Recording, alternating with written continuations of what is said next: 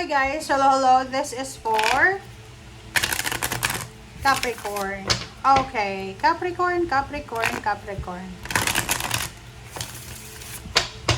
Tingnan natin kung anong messages, vibration, gabay, energy para sa inyong lahat.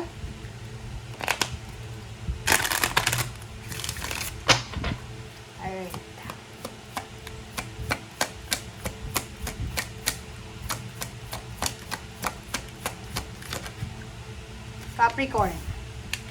Capricorn, tingnan natin. What's the message?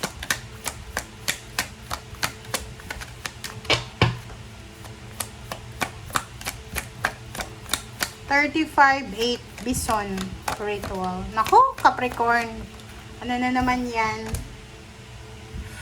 Oh, sa nakikita ko sa'yo dito, may Capricorn na posibleng kayo ay kukonsulta sa isang espiritista. Paring sa tarot reader or pwedeng sa isang tao na marunong sa mga rituals and spells. Pwedeng tungkol sa pera, pwedeng tungkol sa love life ito. Okay? Sa nakikita ko sa'yo dito, kailangan mo daw magpakabait ngayong 6 months na to, Capricorn. Kailangan mo daw magpakabait. I don't know kung ano yan. Bakit ganun yung message?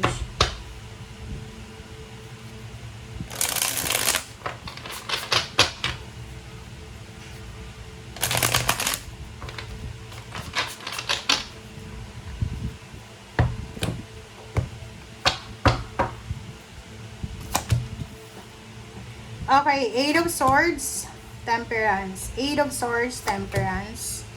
King of Swords, 9 of Cups, the Moon, and then the Emperor. Wow, ang galing. So nakikita ko sa inyo dito, Capricorn. Yun, sinasabi ng bara sa'yo na, like for example, medyo natatagalan ka sa hinihintay mo. So, pag may hinihintay tayo, ang pakiramdam natin, nasasakal tayo, restricted tayo, trap tayo, parang ganon. And sabi ng bara sa'yo dito, huwag kayong mag-alala. Okay? Huwag kayong mag-alala kung hindi pa nangyayari yung mga bagay-bagay na gusto nyong mangyari sa buhay nyo. Be patient.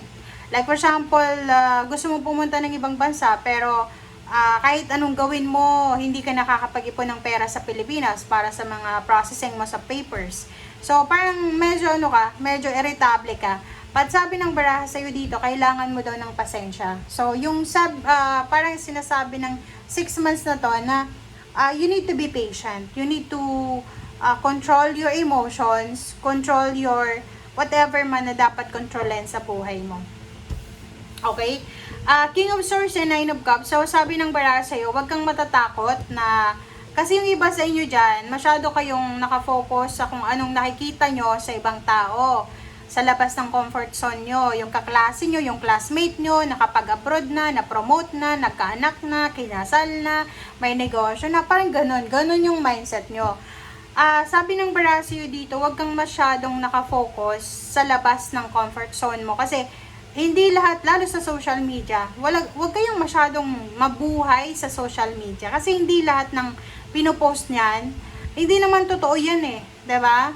Nag-take yan ng pictures, 100 pictures, 3 lang yung in-upload. Yun lang yung maganda, yun lang yung parang nakikita nilang happy pictures, 'di ba?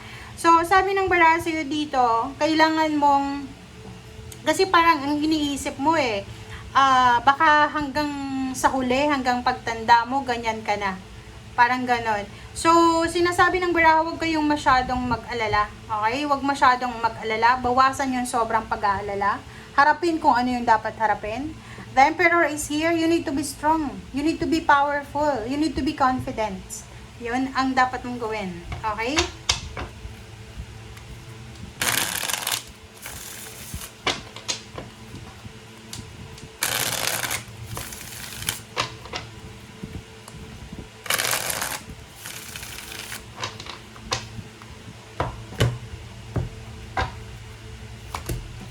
Okay.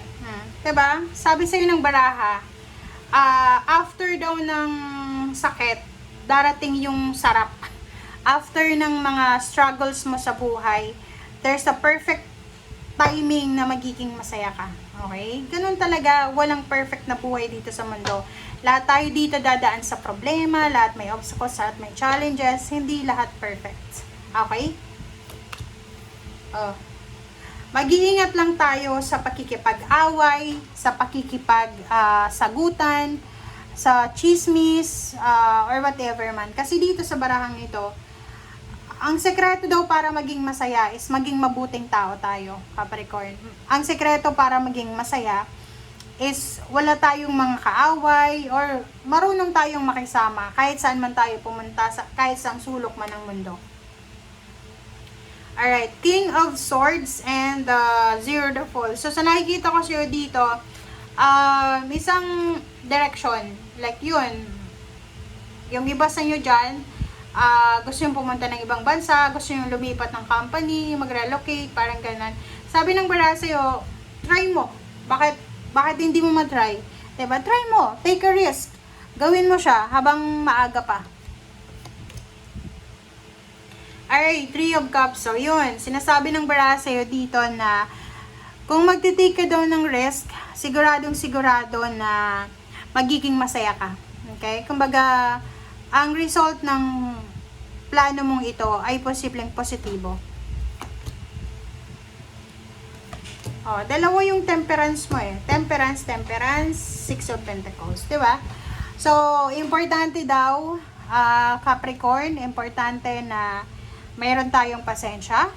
Importante na marunong tayong makisama. Importante na umiwas tayo sa gulo. Importante din na maging generous tayo. So, huwag tayong masyadong gahaman, huwag tayong masyadong selfish. Yun yung sinasabi ng baraha. Okay, next is King of Pentacles. So, sinasabi ng baraha sa'yo dito na you're still waiting. Parang, ano ka pa rin. Sa 6 months na to, naghihintay ka pa rin ng like perfect timing, naghihintay ka ng tamang panahon, naghihintay ka ng tulong, or whatever man. Okay, the Empress and the Nine of Cups. May mga expected or unexpected pregnancy. Pwedeng nagpaplanong magbuntis, nagpaplanong magpakasal, nagpaplanong magnegosyo, or kung ano man ito na plano mo.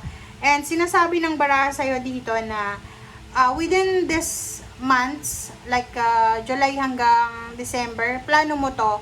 And then, after 9 months, merong, tawag dito, result or outcome. Babalik ka. So, maybe you're planning to take a vacation somewhere na malayo. Pwedeng sa probinsya or pwedeng sa, kung OFW ka, sa Pilipinas. Okay guys, thank you for watching and see you again. Bye!